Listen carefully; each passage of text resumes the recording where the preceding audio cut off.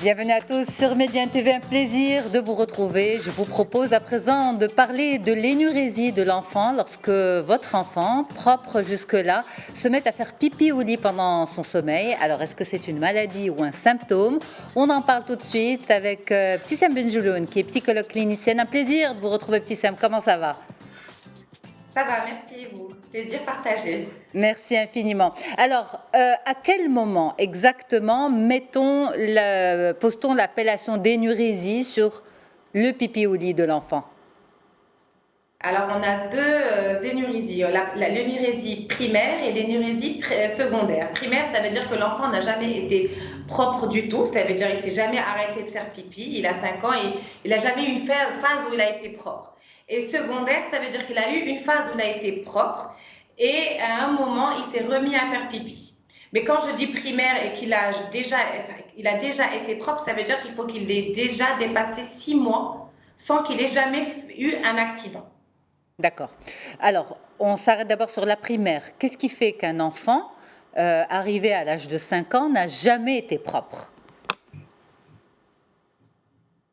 Alors, que ce soit pour la primaire ou pour la secondaire, on peut avoir des causes physiologiques, organiques. Donc déjà, nous, psychologues, on ne va jamais dire qu'il y a des effets psychologiques, parler de la raison psychologique tant qu'on n'a pas éliminé la raison organique. Et dans la raison organique, il y a plusieurs causes. Il peut y avoir un problème de musculation, de maturité de la vessie, c'est-à-dire que la vessie, il y a tout un système musculaire dans la vessie et peut-être que parfois certains enfants ont une vessie immature et une vessie qui est peut-être trop petite. Il peut y avoir alors il peut y avoir aussi des raisons hormonales parce qu'on sait bien qu'on a une hormone à la base la nuit qui se dégage, qui sort et qui nous permet de contrôler ce pipi.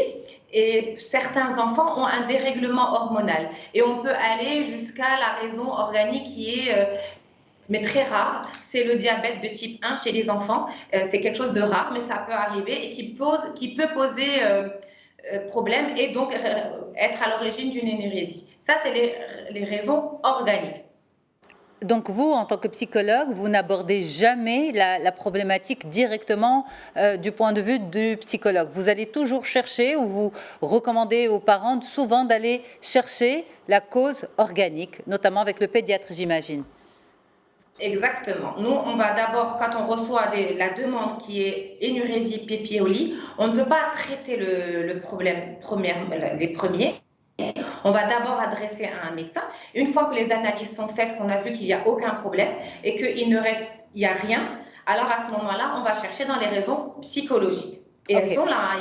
Il y a vraiment des enfants qui font pipi au lit parce qu'il y a des raisons psychologiques. Elles sont nombreuses. D'accord, on va y arriver, mais juste une petite nuance peut-être, Ptissem Benjouloun. Après combien, on va dire, d'accidents la nuit faut-il aller consulter? Si l'enfant fait une seule fois pipi ou de temps en temps, c'est-à-dire une fois tous les 6 mois, on va dire, soit parce qu'on sait qu'il a bu trop de liquide avant de dormir, peut-être qu'il était surexcité, ce genre de choses que nous, parents, nous connaissons chez nos enfants. Est-ce que ça aussi, ça doit pousser à consulter ou c'est normal? Alors, jusqu'à l'âge de 5 ans, on ne s'inquiète pas, clairement. Il y en a qui vont me dire, mais pas jamais. C'est-à-dire, on ne va parler d'énurésie et dire qu'il y a un problème, on va dire pathologique ou vraiment un vrai problème que si on a dépassé 5 ans et que l'enfant n'arrive pas à passer plus de 6 mois sans être propre. Mais jusqu'à 5 ans, la maturité sphinctérienne des enfants et de la vessie n'est pas encore mature. Donc, les accidents sont encore autorisés à cet âge. Et si après 5 ans, il est rare qu'il puisse passer genre plus de 3 mois, 5-6 mois sans accident, c'est quand même, on se pose la question. Il ne faut pas non plus banaliser. Si après 5 ans, on arrive par exemple, il a 7 ans, il n'a jamais passé une phase de plus de 3, 4, 5 mois sans faire pipi au lit, c'est quand même, il faut être vigilant. Même si c'est une fois tous les 3-4 mois?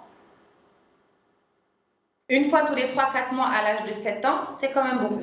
OK. À l'âge de 7 ans. À l'âge de 5 ans, ce n'est pas beaucoup, mais à 7 ans, oui, par exemple. Mais alors, dans ce cas-là, est-ce que l'énurésie, c'est une maladie lorsqu'elle est organique et c'est un symptôme lorsqu'elle est psychologique? C'est ça? Oui. C'est ça. Après 5 ans, quand on a ça, on va commencer à sortir. Voilà, mais à ce moment-là, on va faire toute une investigation. C'est pas une maladie, mais c'est une maladie quand c'est des raisons organiques, mais c'est un symptôme quand c'est des raisons psychologiques. Psychologiques. Vous avez dit que la liste était très longue. Alors justement, on vous écoute, petit Sam. La liste est très longue des raisons psychologiques, vous voulez dire? Oui, c'est ce que vous avez dit tout à l'heure. Vous avez dit les causes psychologiques, il y en a beaucoup, justement. Oui, il y en a beaucoup. Est-ce que c'est différent d'un âge à un autre? Parce qu'on va commencer, on va dire 5 ans. Est-ce que les 5-7 ans sont différents des 7-10 ans? Est-ce qu'on a des préados énurésiques? Est-ce qu'on a des ados énurésiques? Des adultes on aussi. On a des adultes, oui. Il y a l'énurésie de l'adulte, on en parle très très peu, mais elle existe. L'énurésie, c'est quoi? Quand il n'y a plus que les raisons psychologiques, c'est une manière du corps, que le corps emploie pour dire qu'il va pas bien, qu'il y a quelque chose qui doit sortir mais qu'on n'arrive pas à sortir. Donc, que ce soit à 5 ans, 7 ans, 10 ans ou à l'adolescence, c'est une manière d'exprimer un mal-être. Il peut y avoir plusieurs raisons, ça veut dire un changement de vie, une séparation des parents, un deuil, des problèmes à l'école, un harcèlement à l'école. C'est une réponse à quelque chose qui ne va pas bien à l'intérieur de soi. Et l'enfant, comme il n'a pas les mots pour le dire, M-O-T-S, va nous le dire avec des mots M-A-U-X. Et le corps a choisi le pipi pour nous dire que ça ne va pas bien, qu'il y a des angoisses. Donc, du coup, on peut avoir un enfant, par exemple, j'ai par exemple un cas là, juste aujourd'hui, c'est rigolo parce que j'ai eu un cas d'énurésie aujourd'hui au cabinet et je me suis dit, tiens, ça tombe bien, je vais offrir ce cas à Yasmine. En fait, c'est des enfants qu'on m'a amené, des jumeaux qui ont perdu leur papa qui est mort du Covid. Et la maman vient pour le décès du Covid et elle pensait que l'énurésie était là avant. Mais elle pensait que c'était à cause du décès du père. En fait, pas du tout. Le décès du père n'a fait que augmenter le nombre de pipis dans la semaine. Mais les enfants avaient déjà ce problème avant même le décès du papa. Et pourquoi? Parce que c'est des enfants, c'est des jumeaux. La maman et le papa étaient préoccupés par d'autres choses. Ils ont eu du mal à les faire grandir, à vraiment les aider à grandir et à les encourager à être autonomes, à faire des choses tout seuls. Donc, ils ont 7 ans et ces enfants n'ont jamais appris ni à se laver les fesses tout seuls quand ils rentraient aux toilettes, ni à se doucher, ni à manger tout seul, ni à s'habiller tout seul, ni à travailler tout seul. Ces enfants ne veulent pas aller à l'école, ils refusent d'aller travailler, de faire les devoirs. Il y a vraiment un refus de grandir. Et justement, l'énurésie, avant même le décès de leur papa, était là pour dire « je refuse de grandir, je veux rester bébé ». Et donc, il fallait le comprendre de cette façon. Donc, la manière que j'ai de traiter ça, par exemple, c'est d'aider la maman aujourd'hui à aider les enfants à devenir autonomes, à gagner en autonomie, en responsabilité, à leur apprendre à faire des choses seules. Et ce n'est que comme ça qu'on va traiter l'énurésie. Donc, vous voyez, on ne va pas traiter l'énurésie directement, on peut la traiter en contournant sur d'autres choses. Alors, moi, ce qui m'impressionne dans ce que vous dites, c'est comment vous êtes tombé sur ça comme information. Est-ce que c'est plusieurs séances d'investigation, de discussion, comment vous mettez les bouts de pelote ensemble vraiment pour construire votre diagnostic? J'ai fait 7 ans d'études. Non, mais je sais. Déjà. C'est une spécialité. Non, c'est ça. Mais toutes les plaisanteries mais c'est un vrai travail d'investigation pour déterminer une cause. Effectivement. Alors, j'aime bien le modèle que vous avez dit, les pelotes de laine. C'est ça, c'est qu'elle va me dire une chose. Moi, ça va me pousser. Je vais lui dire, mais comment est-ce qu'ils ont évolué, ces enfants? Comment ils ont grandi? Ils ont 7 ans.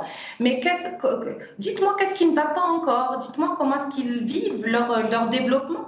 Et plus je l'interroge et elle me raconte la vie de ces enfants, comment est-ce qu'ils sont arrivés à grandir, les différentes phases, les paliers dans lesquels on arrive quand on est enfant, et plus je me rends compte qu'il y a des choses qui ne se sont pas faites. Et donc, je vais aller mettre le doigt sur ce qui ne s'est pas fait. Pourquoi ça ne s'est pas fait? Depuis quand? Qu'est-ce qui a été fait finalement à l'âge de 7 ans de ce qui devait être fait? Et bien là, dans le cas que je vous dis, il y a beaucoup de choses qui n'ont pas été faites. On voulait mettre ça sur le compte du décès du papa à cause du Covid, mais ce n'était pas la raison. Alors, c'est quand même une maladie ou un symptôme qui est très stigmatisant parce que c'est lié à l'hygiène c'est lié à la propreté, c'est lié, voilà. Donc, il y a beaucoup de tabous, il y a beaucoup de honte de la part des parents, de la part des enfants aussi.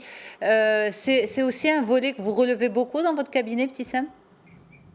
Alors moi, au cabinet, quand on vient me voir pour cette raison-là, on vient avec de la colère, on vient avec, il le fait exprès, il est têtu et il se venge de moi, il m'aime pas, voilà. Donc ça, j'ai vraiment ce genre de plainte.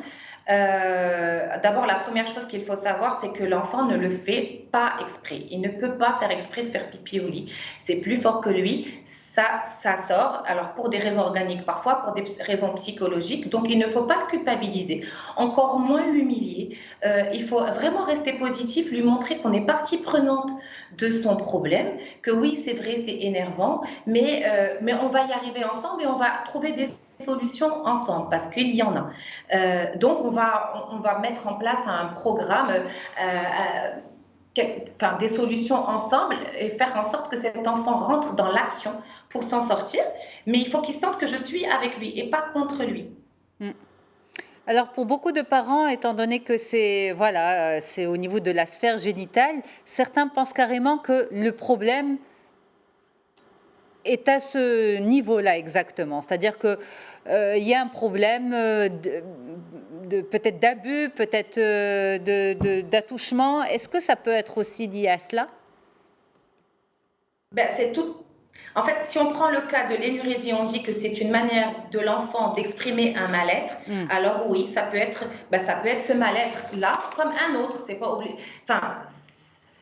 Oui, ça ne représente pas forcément énurésie égale il a été touché dans sa partie intime, parce que je vous ai donné plein d'exemples où ça n'a pas été le cas. Mais peut-être qu'à l'occasion de cet événement choquant, il a voulu exprimer son angoisse de cette façon-là. Ok, mais pourquoi vous dites... la preuve, c'est qu'il faut vraiment être à l'écoute il faut vraiment se dire c'est un symptôme d'un mal-être. C'est ça. Mais en même temps, quand vous dites la plupart des parents arrivent en me disant il m'aime pas, il fait exprès, etc. Il m'écoute pas, il fait. Ça veut dire qu'il y a dans cette situation beaucoup de mal-être parents-enfants, souvent. Ça va mal dans la cellule. Mais parce que c'est vrai, j'entends les parents quand même, c'est extrêmement fatigant. Tous les jours, il faut se réveiller, laver les vêtements, laver le lit, sortir le lit, ça pue, ça sent pas bon. Et puis plusieurs fois dans la nuit, il faut le changer, il se réveille parce qu'une fois qu'il est mouillé, il vient vous réveiller la nuit. C'est fatigant, j'entends. Donc il faut aussi que l'enfant reconnaisse aux parents la difficulté dans laquelle ça peut les mettre. Mais il ne les met pas volontairement. C'est ça. C'est important, ça. Il faut qu'il sache que c'est une difficulté commune. Tu es en difficulté parce que tu fais pipi au lit, mais ça me met aussi en difficulté avec toi. Mais on va y arriver ensemble. Mais un enfant de 6 ans, 7 ans, il est capable de reconnaître à ses parents la difficulté que ça entraîne dans leur vie? Bien sûr, si elle est dite sans culpabilité et que je lui dis avec des mots simples, voilà, je sais que ça te met... Je le reconnais lui dans sa difficulté. Je lui dis que je sais que c'est difficile pour toi et quand je vais lui dire que c'est difficile pour moi, il ne pourra que écouter ma difficulté puisque je l'ai reconnu lui dans sa difficulté. Ok. Alors, la prise en charge, elle passe par quoi? Des séances? Que des séances? Des séances où on va essayer de découvrir qui est l'enfant, comment est-ce qu'il se construit, sa personnalité, comment est-ce qu'il se défend devant des événements difficiles, comment est-ce qu'il exprime ses angoisses. Et puis, on va, à travers des jeux, des dessins, des dialogues, des mises en scène, voilà, ça c'est le travail de la psychologue avec un petit patient. Les un peu plus grands, on va les faire parler et on va leur dire, écoute, on va essayer de faire en sorte qu'ils nous disent ce qui fonctionne pas, ce qui les embête. Et à un moment, on va toucher quelque chose. Si on crée une vraie alliance, une vraie confiance entre nous, il va me dire à travers un jeu ce qui fonctionne pas ou à travers juste une discussion. Et si je pioche un peu plus, il va pouvoir me dire ce qui le dérange. Et là, je vais essayer de le guider, lui dire, tu sais, ton corps, il le dit à ta place ce qui ne va pas parce que tu n'as pas encore su de le dire avec des mots. Mais si on apprend à le dire avec des mots et que tu apprends à me le dire ce qui te dérange et que en plus je t'apporte des solutions, voilà, à telle situation de harcèlement par exemple à l'école, voilà qu'est-ce qu'il faut que tu répondes, voilà comment te défendre et je lui donne concrètement des solutions concrètes. et j'apaise son angoisse, j'apaise son mal-être, forcément, son corps n'aura plus besoin de me signaler qu'il ne va pas bien, puisqu'il a été écouté dans le fait qu'il n'est pas bien. Ça y est, ça a été écouté. En fait, c'est comme s'il y avait un mal-être qui devait être adressé, et là, il a été adressé, il a été entendu, on lui a donné des solutions, donc il n'a plus de raison d'être là. Alors, entre-temps, pendant la prise en charge, est-ce que les couches la nuit, c'est recommandé ou pas? Alors, absolument pas. Non. Jamais. Parce que, d'ailleurs, la maman tout à l'heure, elle met la couche aux enfants, ils ont 7 ans. Qu'est-ce que ça veut dire? Je suis en train de faire en sorte que mes enfants soient plus actifs et plus conscients que c'est un problème. J'essaye de les faire mûrir, de les faire grandir, de leur donner envie de grandir et en même temps, je leur mets une couche. Ça veut dire que je les rends passifs. Ça veut dire que je les autorise à faire pipi. De toutes les manières, il y a une sécurité à la couche, donc c'est bon, tu peux y aller. Donc, c'est paradoxal comme message. Par contre, si je dis, je ne veux pas te mettre la couche, mais par contre, à partir de 19h, on ne va plus boire, ou très très peu. On va éviter les fruits qui sont juteux. On va éviter de faire ci. On va éviter un certain nombre de choses qui font que ça ne t'aide pas. Par exemple, il y a certains parents qui vont me dire, tiens, je vais le réveiller moi-même la nuit. Non, parce qu'il faut qu'il soit acteur. C'est lui qui doit se réveiller et sentir le pipi. Mais par contre, je vais mettre en place des petites solutions, comme ce qu'on appelle la météo solaire, la météo du pipi. C'est-à-dire, si je veux faire en sorte que mon enfant soit acteur du changement et d'arrêter de faire pipi, on va faire un petit planning, comme un emploi du temps, lundi, mardi, mercredi, jeudi, jusqu'à dimanche. Et tous les jours, quand il se réveille, on va mettre, est-ce qu'il y a eu un nuage ou est-ce qu'il y a un soleil? C'est-à-dire, soleil, c'est le jour où tu ne fais pas pipi, et nuage, c'est le jour où tu as fait pipi. Et donc, comme il le voit tous les jours, c'est accroché devant sa fenêtre, son lit, pardon, il voit que, tiens, hier, j'ai pas fait pipi. Ah, tiens, ça veut dire qu'aujourd'hui, je peux ne pas faire pipi. Et en notant, il prend conscience qu'il y a beaucoup de nuages. On les compte et on voit le progrès qui a été fait de semaine en semaine. On va voir aussi le nombre, on va mettre en lien, tiens, tu n'as pas bu, tu n'avais pas beaucoup bu hier soir, c'est pour ça que tu as eu un soleil aujourd'hui. Ah, mais tu as beaucoup bu hier soir, c'est pour ça que tu as un nuage. Et donc là, je lui fais le cause à effet, il est beaucoup plus acteur, donc du coup, il cherche ses propres solutions. Et les soirées pyjama chez la famille, les cousins, les amis aussi, est-ce qu'on autorise ou pas? Bon, bien sûr, quand ils sont 5 ans, 6 ans, certains sont encore trop petits. Peut-être en famille, oui, mais voilà, un peu plus grand et avec ce genre de soucis. Pendant la prise en charge, est-ce qu'on autorise ou pas?